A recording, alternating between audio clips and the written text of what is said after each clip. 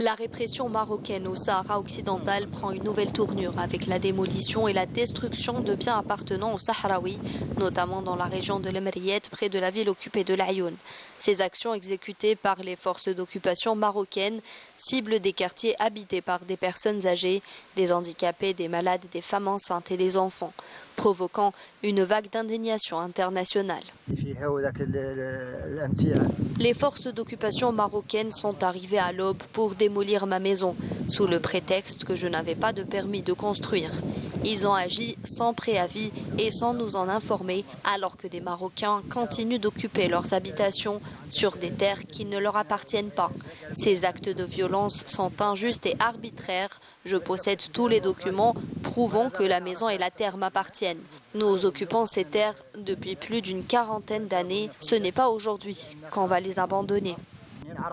Le collectif des défenseurs sahraouis des droits de l'homme, CODESA, a condamné ces actes de vandalisme et d'intimidation, soulignant qu'ils s'inscrivent dans une stratégie répressive systématique. Les démolitions nocturnes exécutées à l'aide de bulldozers et d'engins militaires visent à terroriser la population sahraoui déjà sous pression constante.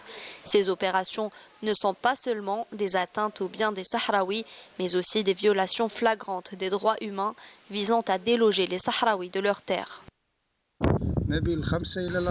Tôt ce matin, j'ai reçu la visite inopinée des agents du Mersenne.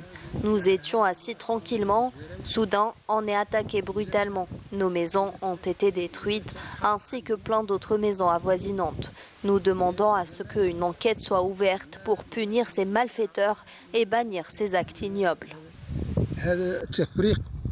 Face à cette escalade de violence, les unités de l'armée populaire de libération sahraoui a riposté en ciblant à l'aube une base arrière de l'armée d'occupation marocaine dans le secteur d'El Bekkari, marquant ainsi un nouvel épisode dans le conflit qui oppose le peuple sahraoui à l'occupation marocaine. Ces représailles rapportées par l'agence de presse sahraoui, SPS, témoignent de la détermination des Sahraouis à résister à l'oppression et à défendre leurs droits face à l'injustice.